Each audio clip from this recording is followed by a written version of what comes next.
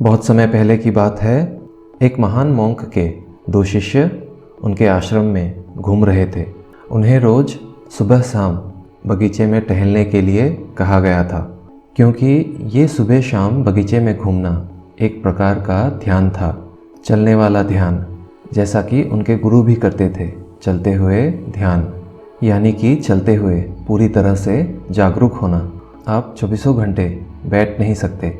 हमारे पैरों को थोड़ी गति की आवश्यकता होती है, रक्त को थोड़ी संचालन की आवश्यकता होती है।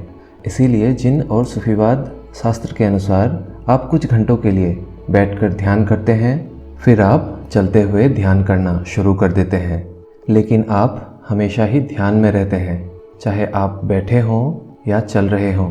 आपके अंदर में जो फोकस है, जो एकाग्रता है, वो कभी टूटनी नहीं चाहिए। उन दोनों ही शिष्यों को धूम्रपान करने की आदत थी और इसके लिए वे गुरु से अनुमति मांगना चाहते थे, लेकिन काफ़ी दिनों से वे अपने गुरु से पूछ नहीं पा रहे थे।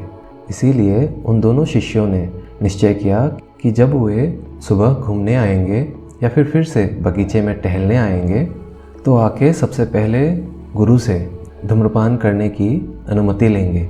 ज़्यादा से ज़्यादा क्या होगा, गुरु धूम्रपान के लिए मना कर देंगे, लेकिन हम कल उनसे अनुमति मांग ही लेते हैं।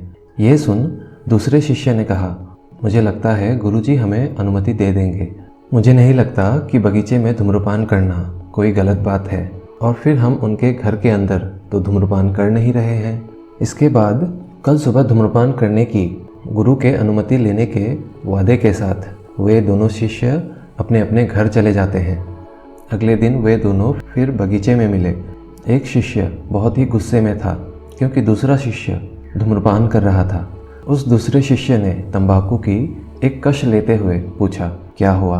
पहले शिष्य ने बहुत ही गुस्से में कहा, मैंने धूम्रपान करने के लिए अनुमति मांगी थी, लेकिन मुझे साफ मना कर दिया और कहा कि नहीं कर सकते, और तुम यहाँ धूम्रपान कर रहे हो, गुरु के आदेश का अपमान कर रहे हो। दूसरे शिष्य ने कहा, लेकिन उन्होंने तो मुझे हाँ कहा है। यह सुनकर पहले शिष्य ने कहा, यह तो बहुत ही अन्यायपूर्ण बात है। मैं अभी जाकर गुरुजी से पूछता हूँ कि उन्होंने मुझे ना और तुम्हें हाँ क्यों कहा। दूसरे शिष्य ने कहा, एक मिनट रुको, तुम पहले मुझे ये बताओ कि तुमने उनसे पूछा क्या था। पहले ने कहा, मैंने क्या पूछा था?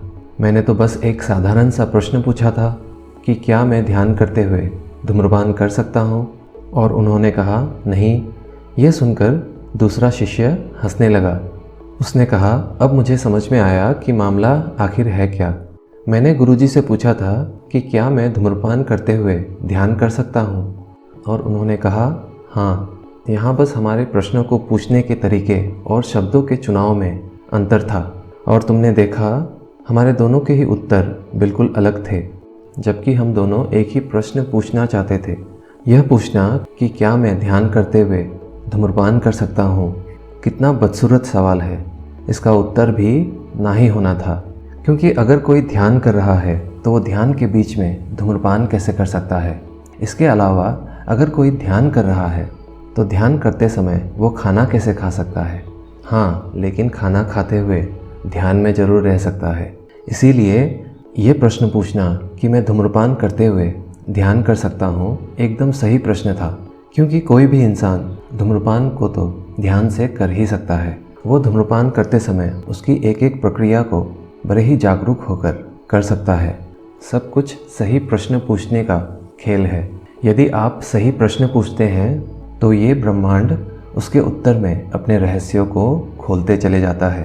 अंत में उस दूसरे शिष्य ने गंभीर होकर कहा कि जीवन ना तो दुख है, ना ही सुख, और ना ही आनंद।